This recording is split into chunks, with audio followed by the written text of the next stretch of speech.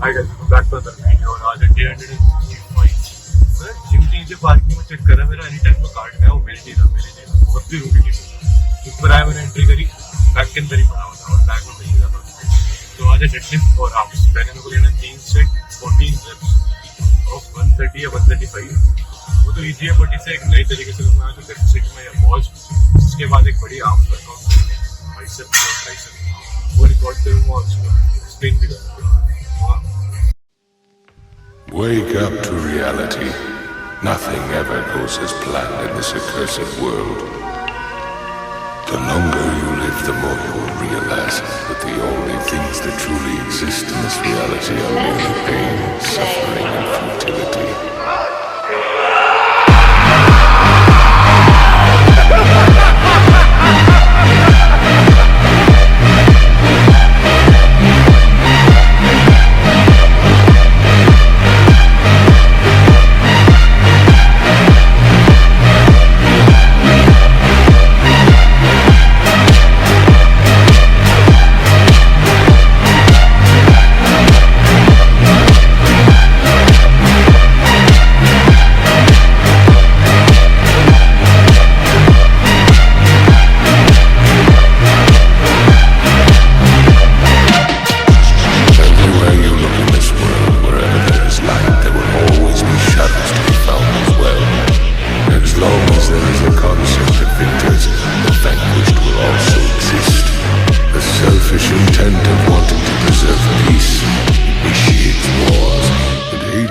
Tell him the Black Swordsman has come.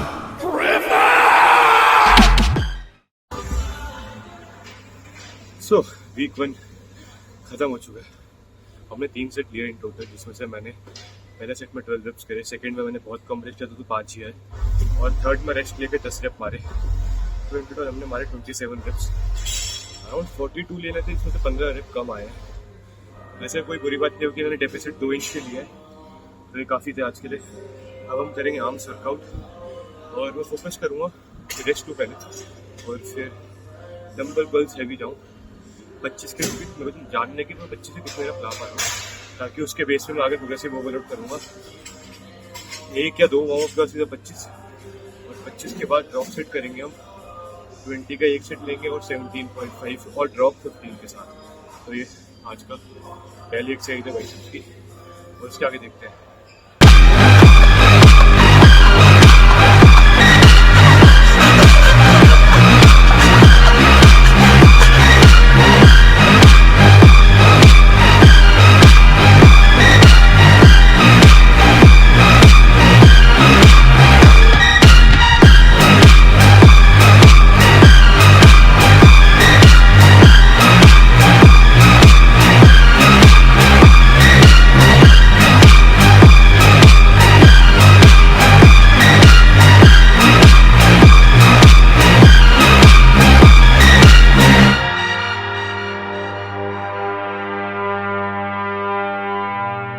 There are nexuses causing relationships that cannot be separated.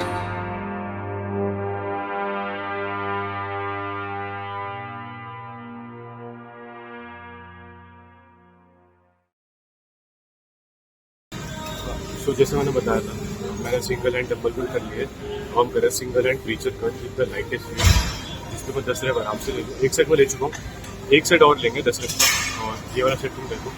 अब बाकी focus कर रहा हूँ कि नीचे आते हो स्लो आओ, इसी में मैं ध्यान दे रहा हूँ। सेंटर को वैसे मैं तो देता नहीं तो हाँ इसका सेट देखो।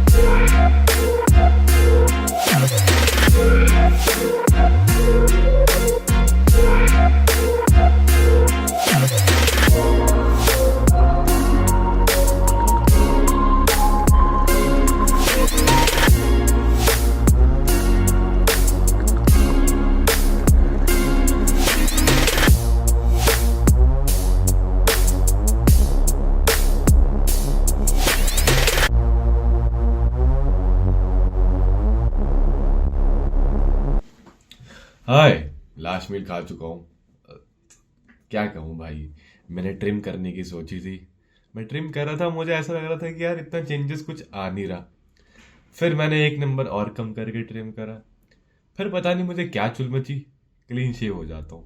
अब मुझे ऐसे बच्चों वाली फीलिंग आ रही है, but it is how it is. ठीक है, we got clean shaved.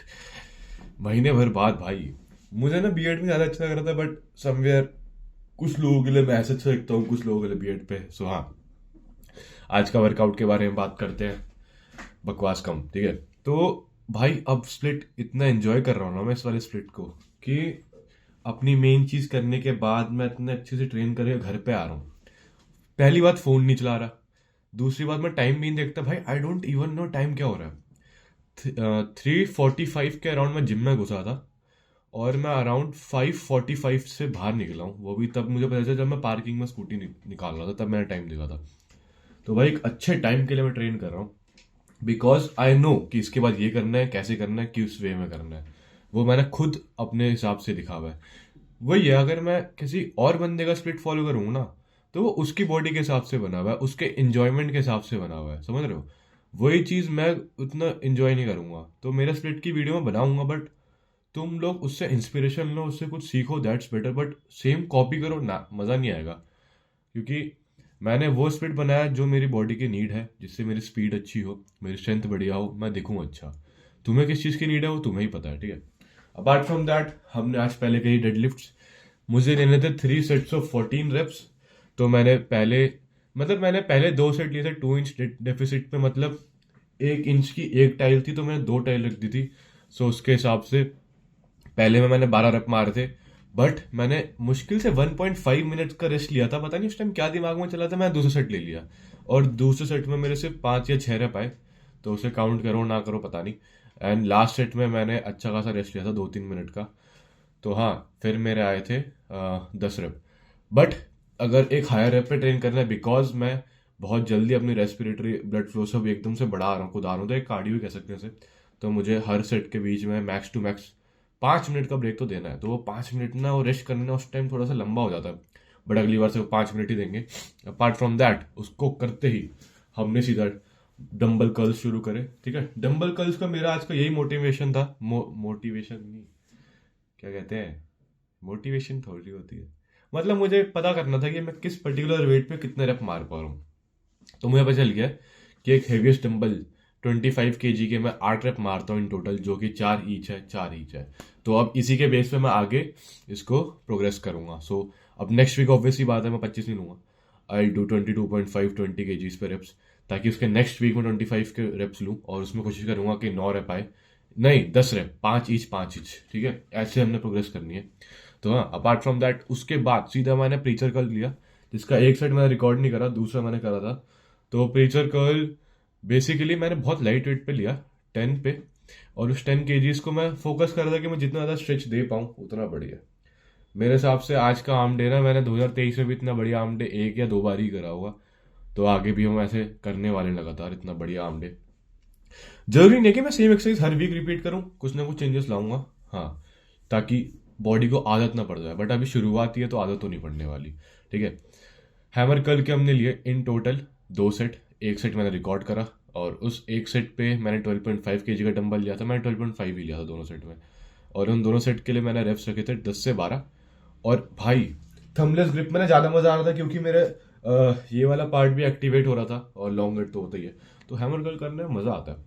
But बहुत कम करता हूँ मैं, इस साल मैंने पहली बार आज करे हैं। सो हाँ, हैमर कर्ल करते ही it was time for triceps. तो भाई मैंने ना अपना शॉर्ट हेड पहले भर दिया था with single hand cable push downs, और उसके मैंने 3 सेट लिए थे। और अच्छे खासे रेप के लिए मैं बस बाहर शीशे के बाहर मेट्रो को देख रहा था, और मैंने देखा था मेट्रो को यहाँ पे, मेट्रो इधर की तरफ पहुंचा था। तो मैंने सोचा था जब तक ये मेट्रो इधर नहीं पहुंचेगी आई एम नॉट स्टॉपिंग। वो मेट्रो रुक गई, सही में रुक गई वो, पता नहीं कैसे, स्टेशन यहाँ है वो यहीं रुक गई। मैंने कहा यार अब तो मामला मुश्किल हो गया है। तो वेट भी बहुत कम था, 6 या 8 kgs था। तो आई वेंट टिल फेलियर, और बिल्कुल फेलियर के जितनी पास तुम रहोगे उतना बढ़िया है। और सेम चीज़ मैंने दोनों हाथों के लिए करी फॉर 3 सेट्स। तो एंड देन हमने करे स्कल क्रशर।